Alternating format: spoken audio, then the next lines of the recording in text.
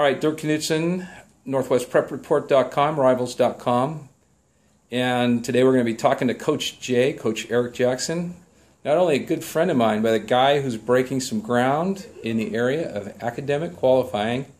So we're going to be doing an interview with Coach J here shortly, and we're going to be looking at a tool he's developed to find out more about Coach J. As you go through and watch this, you just want to visit this website that you're seeing right here, CoachEJackson.com. So we're going to get Coach Eric Jackson in the room, and we're going to do an interview here coming up next. So Eric, tell us a little bit about yourself. Obviously, we know each other real well. You've had a chance to work with some of the athletes that I cover here in the Northwest this year. Tell us about Coach J and what you're up to. Well, Coach J, academic coach, allows you to, student athletes to jumpstart their academics. It's a three-pronged attack. Obviously, as we've talked before, it's one, making sure that kids meet the NCAA academic requirements. Two, obviously, I've been a football coach, a college football coach for the last 26 years, so I know all the ins and outs of recruiting.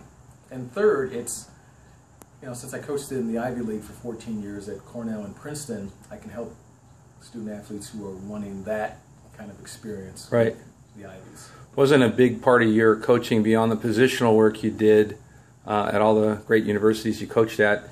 A lot of what you did was help kids make sure they were going to qualify to come to that university that you were at, right?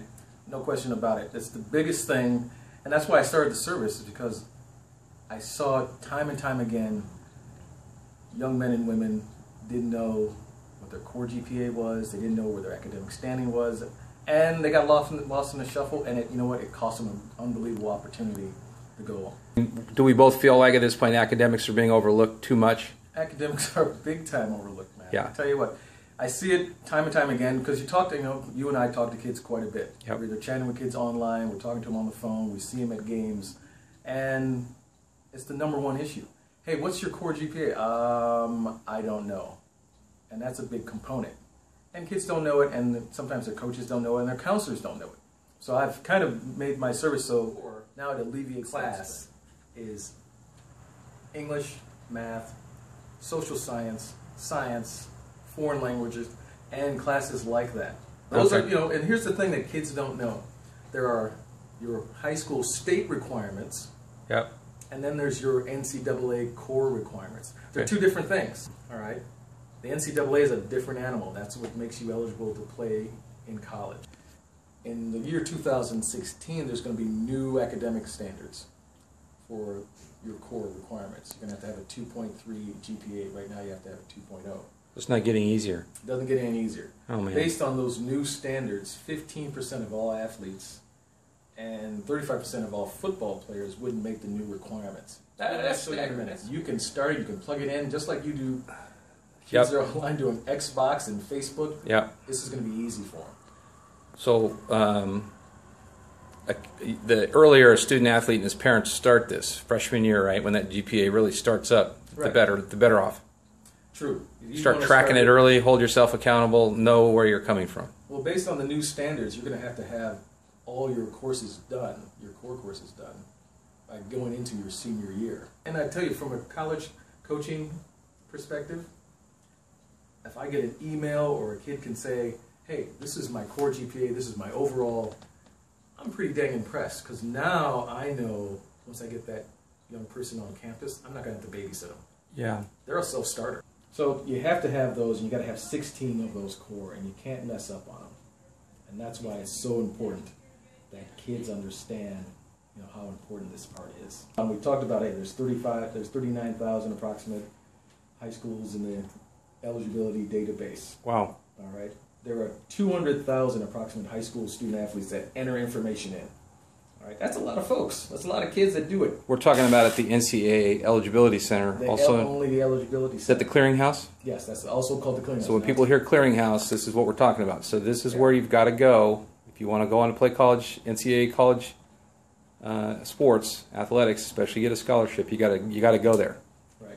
Hey. So the numbers are kind of staggering. So there's 200,000 folks that do that, and there's another number you see. There's 110 number of core courses that are new and reconfigured and submitted daily, and the number of people on the staff there, and this is in 2012, so I don't know if it's bigger this year, it's 10. Wow. All right?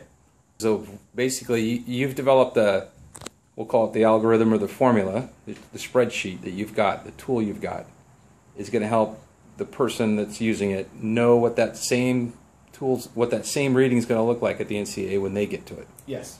So now there's 400 to 500 submissions a day being looked at out of hundreds of thousands. So it could take quite a while to get through the clearinghouse if you're slow on getting started, right? Right. And what the coach will do is he's going to break down your core.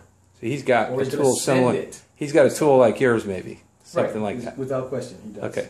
So what you're doing is you're giving the athletes and their families an insider's look at what they look like when coaches look at them and what the NCAA looks at them. Without question. So you're leveling the playing field or equaling it out for everybody. Okay, awesome.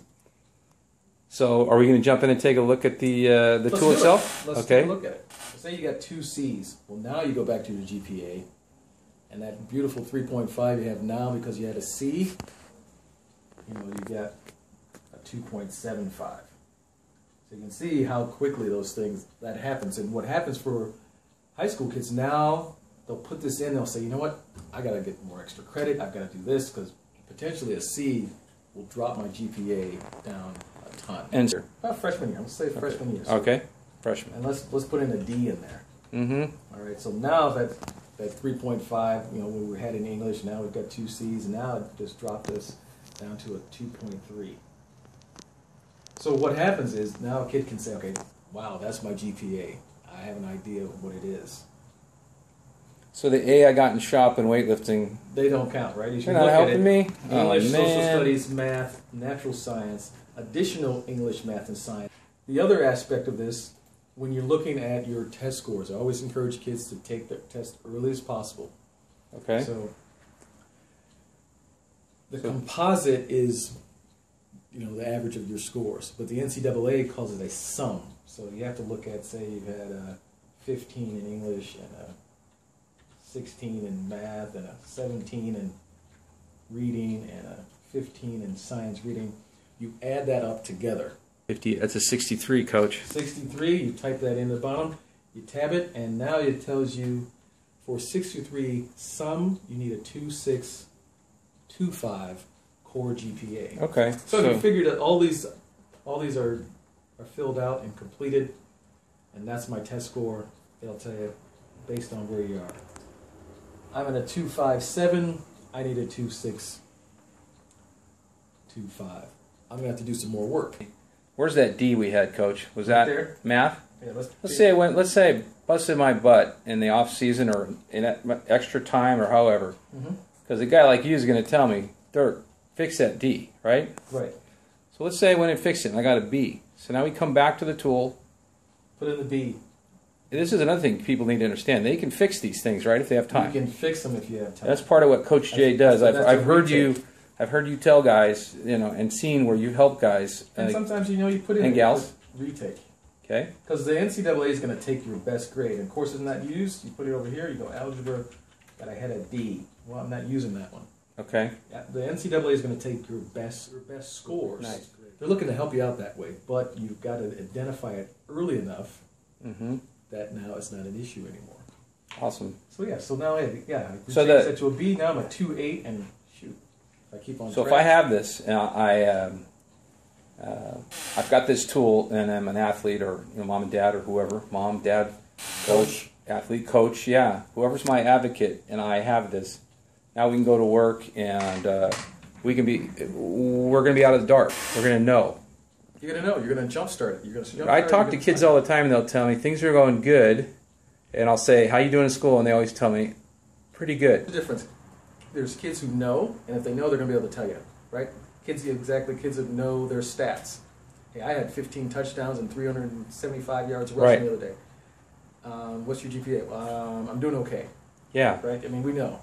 Hey, I know. I'm a 3.3 overall. It's been great having a guy like you around, because until you got involved, and there's maybe one other service that I've even run into, this is the core of what you do. I mean, you know about how to stand out in the crowd and how to help kids evaluate film, and you can talk to them about what kind of football player they are and give them a reality check maybe, right? Which I'm sure they ask you. Those are other things you do, but you based your entire Coach J business around this piece. Is that correct? Exactly.